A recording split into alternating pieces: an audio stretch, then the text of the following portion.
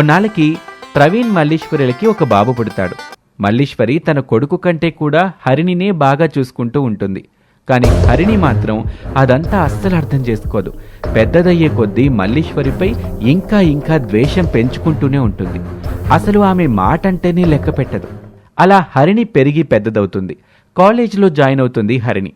అంతేకాకుండా ఈసారి ప్రవీణ్ మల్లీశ్వరి ఎంత నచ్చజెప్పాలని చూసినా వినకుండా కాలేజ్కి దగ్గరగా ఉంటుందని చెప్పి హాస్టల్లో కూడా జాయిన్ అవుతుంది హరిణి. ఒకరోజు కాలేజ్లో తోటి స్నేహితురాలైన అనూష హరిణితో ఇలా అంటుంది. హరిణి, ఎప్పుడు హాలిడేస్ ఇచ్చినా ఉంటే హాస్టల్లో ఉంటావు, లేదా మీ అమ్మమ్మ గారింటికి వెళ్తావు. మీ ఇంటికి మాత్రం అసలు వెళ్ళవు. ఎందుకని? మా ఇంట్లో నాకు నచ్చని మహాతల్లుందిలే. ఇంటికి వెళితే ఆవిడిగారి మొహం చూడాలి. అది నాకిష్టం లేదు. ఎవరా మహాతల్లి? నా సవతి తల్లి. ఆవిడని తలుచుకుంటేనే కోపంతో నా వళ్ళు మండిపోతుంది. ఏం, తను నిన్ను బాగా చూసుకోదా? అవును. అలాగా? మరి నువ్వంటే ప్రేమ లేకపోతే హాలిడేస్కి నువ్వు ఇంటికి వెళ్ళకపోయినా పిండి వంటలు చేసి నీకు పంపిస్తుంది కదా. అదంతా ఒట్టి నాటకం. మా నాన్న దృష్టిలో గొప్పదనిపించుకొని ఆయన తన మాట వినేలా చేసుకోవడానికి ఆడే గేమ్. ఓహ్, అవునా? అవును. నీలాగే అందర్నీ తన తెలివితేటలతో తను చాలా మంచిది, నేనే అర్థం చేసుకోకుండా మొండిగా ఉంటున్నానని అనుకోవాలి కదా. అందుకే అలా చేస్తుంది. ఈ సమ్మర్ హాలిడేస్తో మన చదువు అయిపోతుంది. తర్వాత ఏం చేద్దాం అనుకుంటున్నావు? ఇంకా ఆలోచించుకోలేదు. మరి నువ్వు? మా అమ్మ మా నాన్నతో నాకు పెళ్లి చేసేద్దామని చెప్తుంటే విన్నాను. చూసావా, సొంత తల్లి కాబట్టి మీ అమ్మ నీ జీవితం గురించి ఆలోచించింది. కానీ నాకున్నది సవతి తల్లి కదా. తనకి నా జీవితం గురించి ఆలోచన ఎందుకుంటుంది? బాధపడకు హరిణి. మరోపక్క ప్రవీణ్ చైర్లో కూర్చొని పేపర్ చదువుతూ ఉంటాడు. ఇంకో పక్క మల్లీశ్వరి కూరగాయలు తరుగుతూ ఉంటుంది. కొడుకు నిఖిల్ చదువుకుంటూ ఉంటాడు. ఏవండి? ఏంటి? మన పక్కింటి మంగ అక్క కూతురు చాలా అదృష్టవంతురాలు. అత్తింటి వారు భర్త చాలా మంచివాళ్లు. మంచి సంబంధం. మన హరణికి కూడా అలాంటి సంబంధం దొరికితే భలే ఉంటుంది. అవును. ఏంటవును? మన హరణికి కూడా పెళ్ళిడికొచ్చింది. మంచి సంబంధం చూసి పెళ్లి చేస్తే బాగుంటుందనే ధ్యాస మీకుందా? ఆ ఆలోచన నాకు ఉంది. కాకపోతే ఒక్క మాట అమ్మాయిని అడిగి చూద్దామని ఆగానంతే. పిల్లలు, వాళ్ళకేం తెలుసు? వాళ్ళ జీవితం గురించి పెద్దవాళ్ళం. మనమే ఆలోచించి నిర్ణయం తీసుకోవాలి. అయితే ఇప్పుడేమంటావు? అనేదేముంది, అమ్మాయికి సంబంధాలు చూడ్డం మొదలు పెట్టాలి.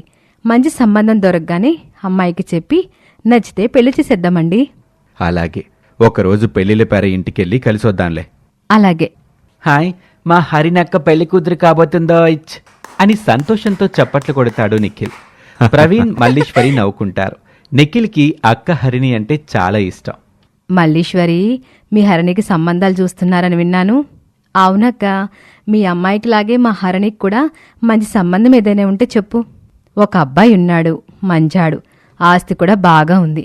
కాకపోతే చూడ్డానికి కాస్త అమాయకంగా ఉంటాడు. కానీ అమాయకుడేం కాదులే. వద్దక్క, సవతి తల్లి కాబట్టి అలాంటి సంబంధం చేసిందని హరిణి బాధపడుతుంది. అసలే తనకి నేనంటే ఇష్టం లేదు. ఇక ఈ పెళ్లి జరిగితే జన్మలో నాతో మాట్లాడదు. ఊరి వాళ్ళు కూడా నన్ను ఆడిపోసుకుంటారు. తనని కన్న కూతురు కంటే బాగా చూసుకుంటున్నావు. కానీ హరిణియే అర్థం చేసుకోవట్లేదు. పర్వాలేదులే అక్క, చిన్నపిల్ల కదా అని హరిణిని సమర్థిస్తుంది మల్లీశ్వరి. ఒక మంచి రోజు చూసుకొని పెళ్లిళ్ల పేరయ్యే ఇంటికి వెళ్తారు ప్రవీణ్ మల్లీశ్వరి. చెప్పండి, మీ అమ్మాయికి ఎలాంటి అబ్బాయి కావాలి? మంచివాడు, మంచి కుటుంబం, మంచి ఉద్యోగం ఉండాలి. వెనక ఆస్తిపాస్తులు కూడా బాగుండాలి. మా అమ్మాయికి ఎటువంటి డోకా రాకూడదు. ఈ రోజుల్లో అలాంటి సంబంధం కావాలంటే కట్నం బాగా ఇవ్వాలి. కట్నం ఏమాత్రం ఉండొచ్చండి? ఒక 20-30 లక్షల వరకు ఉంటుందండి. అది విన్న ప్రవీణ్, అమ్మో, అంత కట్నమా? అంత మన వల్ల ఎక్కడవుతుంది? అలా భయపడితే ఎలా అండి? అమ్మాయి జీవితం బాగుండాలంటే ఆ మాత్రం ఇచ్చుకోకపోతే ఎలా? ఉంటే ఇస్తాం, లేనిది ఎక్కడి నుంచి తెచ్చిస్తాం? నువ్వైనా చెప్పు. అది మన స్థాయికి మించింది. మీరేం భయపడకండి. మా పుట్టింటి వాళ్ళు నాకు కట్నంగా ఇచ్చిన పొలం ఉంది కదా, అది రేటు బాగా పలుకుతుందంట. దాన్ని నమ్మేసి అమ్మాయికి పెళ్లి చేద్దాం. ఆ మాటకి ప్రవీణ్ మల్లీశ్వరి వైపు ఆశ్చర్యానందంతో ఆరాధనాభావంగా చూస్తాడు. ఏంటండి అలా కళ్ళార్పకుండా చూస్తున్నారు? నువ్వు నిజంగా చాలా గ్రేట్ మల్లీశ్వరి. ఇలా ఏ సవతి తల్లి చేయదు. నేను సవతి తల్లిని కాను. తను నా సొంత కూతురు. అర్థమైందా? సరే సరే, ఇంకెప్పుడు అననులే. కానీ ఉన్న ఆస్తి మొత్తం అమ్మాయికే కట్నం కిందిచ్చేస్తే మరి మన అబ్బాయి భవిష్యత్ ఏంటి? మగపిల్లాడు, వాడికేంటి, ఎలాగైనా బ్రతుకుతాడు. పరాయింటికెళ్ళే అమ్మాయి జీవితం ముఖ్యం మనకి. అయినా ఆ తర్వాత నుండి మనం సంపాదించేది మొత్తం వాడికే కదా. సరేనండి, మంచి సంబంధం దొరకగానే మీకు కబురు పెడతాను అని పెళ్లిళ్ల పేరయ్య చెప్పడంతో అక్కడి నుంచి వెళ్ళిపోతారు ప్రవీణ్ మల్లీశ్వరి. ఒకరోజు క్యాంటీన్లో కూర్చొని ఉన్న హరిణి దగ్గరికి వస్తాడు క్లాస్మేట్ అయిన Rahul. Harini, I love you. ఇదేంటి ఇన్నాళ్ళు ఫ్రెండ్షిప్ అని చెప్పి సడన్గా లవ్ చేస్తున్నానంటున్నావు? నేను నీతో ఫ్రెండ్షిప్ చేసిందే ఎందుకు, ఇప్పటికీ ధైర్యం వచ్చింది చెప్పడానికి. నువ్వు లేకుండా నేను బ్రతకలేను. నువ్వు ఒప్పుకుంటే వెంటనే ఇంట్లో చెప్పి పెళ్లి చేసుకుంటాను. చూడు రాహుల్, ప్రస్తుతానికి నాకు నీ మీద అలాంటి ఫీలింగ్ ఏం లేదు. అలాంటి ఫీలింగ్ ఏమైనా కలిగితే అప్పుడు చెప్తాను. కంగారేమీ లేదు. నిన్ను ఇబ్బంది పెట్టడం నాకు నచ్చదు. కానీ నువ్వు చెప్పే గుడ్ న్యూస్ కోసం ఎన్ని రోజులైనా ఎదురు చూస్తూ ఉంటాను హరిణి. అయితే ఓకే. కొన్నాళ్ళకి వేసవి సెలవులు వస్తాయి. కూతుర్ని తీసుకెళ్ళటానికి హాస్టల్కి వస్తాడు ప్రవీణ్. నేను ఇంటికి రానని తెలుసు కదా, అయినా ఎందుకొచ్చావు నాన్న? హరిణి, ఇంకా ఎన్నాళ్ళు ఇలా ఉంటావు మూర్ఖంగా? ఇంకెప్పుడు అర్థం చేసుకుంటావు మీ పిన్నిని? ఇంకా చిన్నపిల్లవనుకుంటున్నావా? నేనింతే. ఆవిడపైన నా అభిప్రాయం ఎప్పటికీ మారదు. సర్లే, పద ఇంటికి వెళ్దాం. నేను రాను. అమ్మమ్మ వాళ్ళ ఇంటికి వెళ్తాను. పెళ్ళిడికొచ్చిన ఆడపిల్లవి, ఇదివరకట్లా ఎటుబడితే అటు పంపించడం కుదరదు. నోరు మూసుకొని ఇంటికి పద అని ప్రవీణ్ అనటంతో చేసేదేమీ లేక తండ్రి వెంట ఇంటికి వెళ్తుంది హరిణి. ఇంట్లోనే ఉన్న నిఖిల్ హరిణిని చూడగానే, అమ్మా, అక్కొచ్చింది. బాగున్నావా అక్క? అంటూ హరిణి దగ్గరకు పరిగెత్తుకుంటూ వస్తాడు. ఎవరా నీకక్క? నీకెన్నిసార్లు చెప్పాను నన్ను అలా పిలవద్దని? హరిణి, చిన్నవాడితో కూడా ఏంటి ఆ దురుసు ప్రవర్తన? ఇంతలో హాల్లోకొచ్చిన మల్లీశ్వరి, బాగున్నావా హరిణి?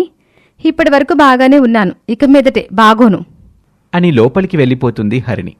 ఇక మరునాడు మల్లీశ్వరి పొరిగింటావిడైన కామాక్షి రోడ్డుపై తనకు ఎదురైన హరిణితో ఇలా అంటుంది. ఏంటే పిల్ల, ఇన్నాళ్ళకు గుర్తొచ్చింది మన ఊరు, మీ ఇల్లు? మా ఇల్లు ఎప్పుడు నాకు గుర్తే ఉంటుంది, కానీ ఇంట్లో ఉండే మనుషులే నాకు నచ్చరు, అందుకే రాను. పిచ్చి మొహమా, మీ పిన్ని మంచి మనసు నీకేం తెలియట్లేదు. నువ్వంటే దానికి ఎంత ప్రేమో. నీ పేరు మీద ఎల్ఐసి చిట్టి ఇలా ఎన్ని గడుతుందో తెలుసా?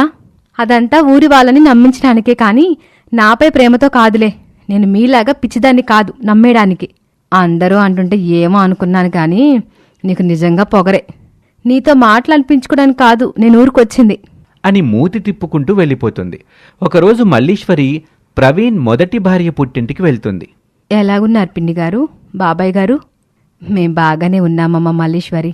ఇంట్లో అందరూ బాగున్నారమ్మా? అందరం బాగున్నాం పిన్ని గారు. మీతో ఒక ముఖ్యమైన విషయం చెప్పి వెళ్దామని వచ్చాను. ఏంటమ్మా అది? బాబాయ్ గారు, పిన్ని గారు, మన హరిణికి పెళ్లి చేద్దాం అనుకుంటున్నాం. సంబంధాలు చూడ్డం కూడా మొదలుపెట్టాం. ఎంత మంచి మాట చెప్పావు తల్లి. వాళ్ళ అమ్మ బ్రతికుంటే హరిణి గురించి ఎలాగైతే ఆలోచిస్తుందో అంతకంటే ఎక్కువే నువ్వు తన గురించి ఆలోచిస్తున్నావమ్మా. హరిణి పెళ్లి విషయంలో మీ అనుమతి కూడా తీసుకుందామని వచ్చాను. నువ్వు ఏం చేసినా దాని మంచి కోసమే ఆలోచిస్తావు. మా అనుమతి అవసరం లేదు. నీకెలా బాగుంటుందనుకుంటే అలా చెయ్యమ్మా. చాలా సంతోషం పిన్ని, చాలా సంతోషం బాబాయ్ గారు అని కొద్దిసేపు మాట్లాడుకొని మల్లీశ్వరి వెళ్ళిపోతుంది. ఎలా ఉన్నావే వేదా? త్వరలో పెళ్లి కూతురయ్యేలా ఉన్నాను. అదృష్టవంతురాలివి. నాకు మా అమ్మ ఉంటే ఇలాగే ఆలోచించేది. మీ అమ్మ లేకపోతేనే మీ పిన్నుందిగా, ఆవిడ గురించి నా దగ్గర ఎత్తకో. నీకు కూడా పెళ్లి సంబంధాలు చూస్తున్నారంట మీ నాన్న. మా నాన్నతో అంటూ ఉండగా విన్నాను. నిజంగానా? అబ్బా, ఆ పెళ్ళి అంత తొందరగా జరిగితే అంత మంచిది. అంత తొందరేంటే? అప్పుడే కదా ఈ పిన్ని అనే రాక్షసిని వదిలి దూరంగా వెళ్తాను. అప్పుడే నాకు కాస్త మనశ్శాంతి. ఆవిడంటే అంత కోపం ఉన్నదానివి, మరి ఆవిడ చూసిన సంబంధం ఎలా చేసుకుంటావు? నేనేమీ ఆవిడ చూసిన సంబంధం చేసుకోను. మా నాన్న చూసిన సంబంధం చేసుకుంటాను. నీ పెళ్లి విషయంలో మొత్తం బాధ్యత మీ పిన్నే చూసుకుంటుంది. మీ నాన్న ఆవిడ మాటకే విలువిస్తారు. ఆ మాటలకు కోపం తన్నుకొస్తుంది హరిణికి. గబగబా ఇంటికెళ్తుంది. నన్ను అడగకుండా నాకు పెళ్లి సంబంధాలు ఎందుకు చూస్తున్నారు? ఇందులో అడిగేదేముంది? వయసొచ్చిన ఆడపిల్లకి ఏ తండ్రైనా పెళ్లి చేసేదే గదా, నీకు తెలీదా? కానీ ముందే ఒక మాట నన్ను అడగాలి కదా. సరే, ఇప్పుడు తెలిసింది కదా, నీ మనసులో మాట చెప్పు. నేను ఇప్పుడే పెళ్లి చేసుకోను. అలా అంటే ఎలాగమ్మా? వయసొచ్చిన పిల్లకి వయసుకు తగ్గట్టు అన్ని ముచ్చట్లు జరగాల్సిన బాధ్యత మాకుంది. నువ్వు మధ్యలో మాట్లాడుకో. నేను మా నాన్నతో మాట్లాడుతున్నాను. నీకు అనవసరం. నువ్వు ఒప్పుకున్నా ఒప్పుకోకపోయినా నీకు పెళ్లి చేయటం ఖాయం. నువ్వు కూడా అందుకు సిద్ధంగా ఉండు. నేను ఉద్యోగం చేయాలనుకుంటున్నాను. ఉద్యోగం పెళ్ళయ్యాక కూడా చేసుకోవచ్చు. ఆ మాత్రం దానికి పెళ్లి చేసుకోకుండా ఉండడం దేనికి? తండ్రి మాటలకి ఏం చేయాలో అర్థం కాక ఉన్నట్టుండి ఏడుస్తుంది హరిణి. మా అమ్మే ఉంటే నాకిష్టం లేకుండా ఏ పని చేసేది కాదు. అసలు ఇదంతా నీ ఆలోచన కాదులే. ఈ మహాతల్లి ప్లాన్. నాకు పెళ్లి చేసి నా పీడ వదిలించుకోవాలని చూస్తుంది. నేను అలా అనుకోవట్లేదమ్మా. నీ మంచి కోసమే ఇలా చేస్తున్నాను. నువ్వేం చేసినా అది నాకు చెడే కాని మంచి కాదు అని విసురుగా లోపలికి వెళ్ళిపోతుంది హరిణి. అలా కొద్ది రోజులు గడుస్తాయి. పెళ్లిళ్ల పేరై చెప్పిన సంబంధాల్లో ఒక మంచి సంబంధం సెలెక్ట్ చేస్తారు ప్రవీణ్ మల్లీశ్వరి. ఇదే విషయం హరిణితో మాట్లాడి పెళ్లి చెయ్యాలని నిర్ణయించుకుంటారు. తను చూసిన అబ్బాయితో నాకు పెళ్లి చేసి మంచిదానిలా ఊరి వాళ్ల దగ్గర మార్కులు కొట్టేయాలని చూస్తుంది ఈ రాక్షసి. ఎట్టి పరిస్థితుల్లో ఆ సంబంధం చేసుకోకూడదు. మంచి పేరుకు బదులు చెడ్డ పేరు వచ్చేలా చేయాలి అని అనుకుంటూ ఉండగా సడన్ గా రాహుల్ గుర్తుకొస్తాడు హరిణికి. వెంటనే వెళ్ళి అతన్ని కలుస్తుంది. ఏంటి హరిణి, అర్జెంటుగా మాట్లాడాలన్నావు? అదే, నువ్వప్పుడు చెప్పిన దాని గురించి నిజంగా నన్ను పెళ్లి చేసుకుంటావా? తప్పకుండా హరిణి, నేను నా ప్రాణం కన్నా ఎక్కువ ప్రేమిస్తున్నాను, ప్రామిస్. సరే అయితే పెళ్లి చేసుకున్నావు. మీ ఇంట్లో వాళ్ళతో మాట్లాడి వాళ్ళని కూడా తీసుకొచ్చి మా ఇంటికి రా. అలాగే అని సంతోషంగా వెళ్ళిపోతాడు రాహుల్. నువ్వు చూసిన సంబంధం వల్ల నీ పరివే పోయేలా చేస్తాను చూడు అని నవ్వుకుంటుంది హరిణి. ఇలా రోజులు గడుస్తూ ఉంటాయి. ఈ రాహుల్ ఏంటి అడ్రస్ లేడు అని రాహుల్కి ఫోన్ చేస్తుంది హరిణి. మా అమ్మా నాన్న వాళ్ళు ఇంకా ఒప్పుకోలేదు హరిణి. వాళ్ళని ఒప్పించటానికి నాకు ఇంకాస్త టైం కావాలి. అంత టైం నాకు లేదు. ఇంట్లో నాకు పెళ్లి చేయాలని ఏర్పాట్లు చేస్తున్నారు.